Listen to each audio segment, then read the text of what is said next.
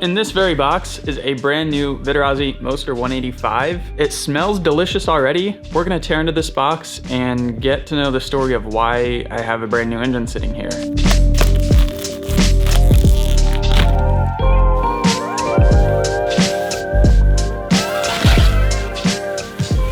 So that is what a brand new Moster 185 looks like straight out of the box. Pretty shiny. So I'm sure you guys kind of already can tell from the title why this engine is sitting here, but there's a bit of a backstory to it. So if you guys remember, about a month ago, I picked up a brand new Scout machine, the one actually right over my shoulder there. I put like one flight on it here in New Jersey, and then we headed off to Florida for our van life trip. Total, I put about 8 hours on it so far, and somewhere around the 2-hour mark, I started to notice a little bit of a leak, and it was underneath the carburetor near the crankcase, so I'd wipe it off with a towel after each flight, go fly again and see where it comes back to try to figure out exactly where it's coming from. I did that a few times, and I kind of found out that it's coming from the crankcase, which is pretty much the worst place to have a leak. If you have a leak in the crankcase, that means you pretty much have to take the entire engine apart to fix it. You have to take the exhaust, the head, the cylinder, the reduction drive, the carburetor, everything off to split the crankcase to fix a leak. Now, I took a bunch of photos throughout that whole process and sent them over to the dealer, which in this case is Team Fly Halo. They reached out and went through the whole warranty process, and their solution was just to send a whole brand new engine, which is pretty much the best solution, best case scenario, I think. Now, I want to take a step back for a second. And I don't think a lot of people really understand like the life cycle of a paramotor. So first off, a lot of paramotor brands like Scout, Parajet, Power to Fly, a lot of them utilize the same power plant, which is the Vitarazi Moster. So in the actual case of my Scout, the life of the whole paramotor starts in Italy. The engine is manufactured by Vitarazi in Italy. From there, it's sent on to Slovakia, where Scout is. Scout makes the carbon fiber frame, the harness, everything together, takes this power plant, matches it with the frame, and then I place my order through Team Fly Halo, who are the US importers, and then the whole paramotor itself is delivered to my door. So my reason for saying this is the crankcase leak is no fault of Team Fly Halo, no fault of Scout, but if you trace it back, more than likely an error occurred somewhere in the manufacturing process at Vitarazi. I'll be sending the leaking engine back, I guess, so that they can evaluate it, see what went wrong. But I wanted to take you guys along for the ride and see what actually goes into swapping engines out. So we're gonna get started in that process now. All right, here's the Scout Mobile in its current state. I left the whole cage and frame off so that it's easier to work on. I didn't mention before, but throughout the whole process of diagnosing the issue and flying down in Florida, I was checking the plug after every flight so that I knew that the mixture was still okay. And every time I checked the plug, it looked perfect. The engine still ran perfectly fine, no issues or hiccups. And the plug color made me think that it was still within the right mixture. So I wasn't worried about it blowing up, but a brand new engine like this shouldn't leak out the crankcase that bad. Yeah, my point is I just wasn't concerned of it blowing up. So I continued to fly it until we got home and got the whole engine swap thing going on. But anyway, this is what we got now. What I'm gonna do first is probably pull the propeller off, pull the harness off so I have access to the electrical stuff. And then we'll start disconnecting everything and see how easy this whole process is.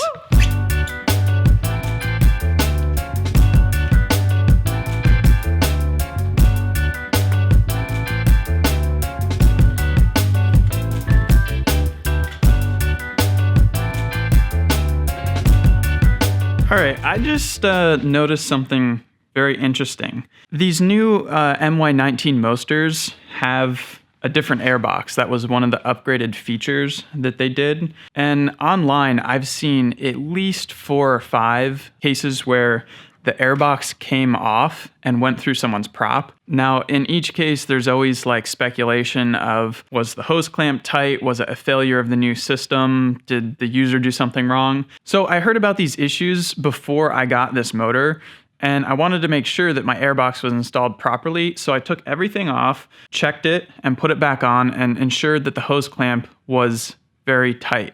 I've installed plenty of these hose clamps on airboxes, so I know how to tighten them properly. There's only a certain angle that you can access the head of the hose clamp. And immediately I noticed that I couldn't physically get a screwdriver on my hose clamp just now. And that's because the hose clamp rotated around to a position that is physically inaccessible to a screwdriver, which means somehow the hose clamp loosened, or I don't know. I can't say that it wasn't tight enough because I know for a fact that I tightened it nice and tight. There's definitely something up with these air boxes. And if you have one of these new air boxes, I would suggest that you think about putting a tether on it, which is what I'm gonna do. But anyway, I wanted to share that. That's a little bit sketchy. I'm gonna solve that problem when we put it all back together, but let's continue to break this thing apart.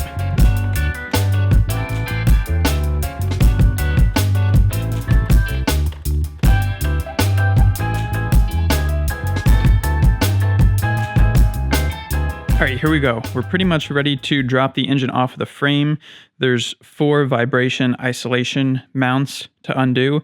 But other than that, I wanted to show you guys what goes into removing the engine. So over here, we took our throttle linkage off, which is down there. It has an electrical connection to a ground and the kill wire right here. So that's dropped off. We got the pull start removed. That's normally up through here. Took that off. Fuel line is disconnected. As we move across, this is the electrical stuff. This little plug clips into the ignition coil and a ground that connects under this little nut. So that comes off, and then we take off our hour meter thing there. Now with all that stuff removed, I should be ready to just take the 4 bolts out of the vibration mounts. So yeah, I'm gonna try to drop this engine off. Hopefully I don't drop it on the ground, and we'll get the brand new fresh one mounted up.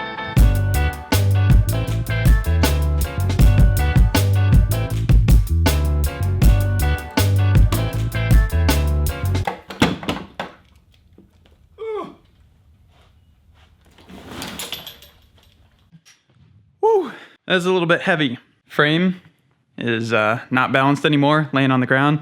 Got the 2 motors next to each other, side by side. We'll swap those shrouds over, and I think that's pretty much the only difference between these 2 motors. I'm gonna be sure that my new air box is actually secured right. That sketched me out. I think if I hadn't caught that in a pre-flight and I kept flying it, it inevitably would have fallen off, gone through my propeller, caused the motor out, and destroyed a $400 propeller. I think I'm gonna take a lunch break. I probably need some help holding the engine in position to get the new one on. But yeah, we'll get that one on. We'll time lapse some more stuff, and then we'll see about breaking in the brand new engine.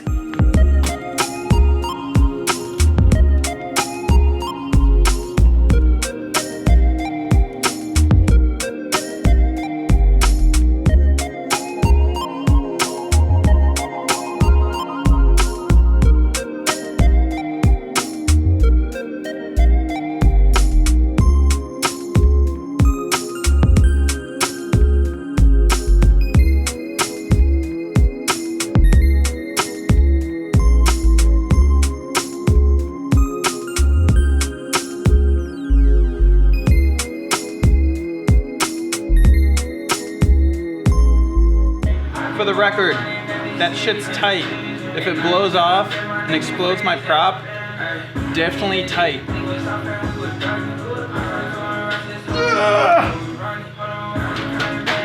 Process went super well. I got everything mounted up, everything connected, fuel lines, electrical, throttle cable, all that stuff. Notes about the whole process, it actually was a lot easier than I expected. I was worried that I'd have to do like cutting and soldering for the electrical stuff, and there really was none of that. So happy with the results. I'm confident in my install. Just like any first motor, like I said, the first few flights on this, I'm gonna make sure that none of the screws or nuts or bolts or anything are backing out. I'm gonna make sure there's no leaks. But from this point, I'm gonna assemble the cage, and then I'm gonna put the propeller on, and we'll be good to start her up for the first time.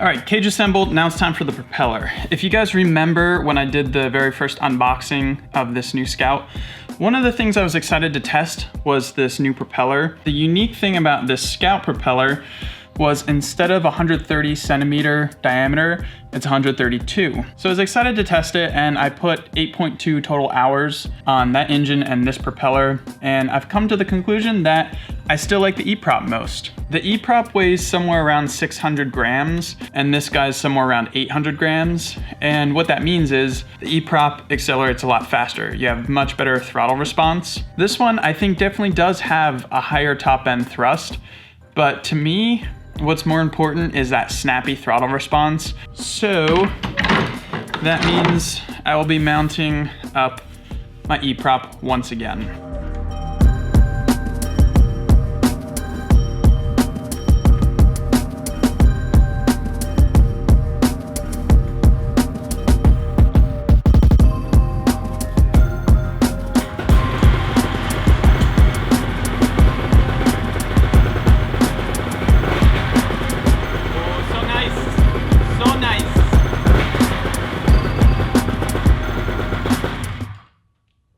Beauty, mate.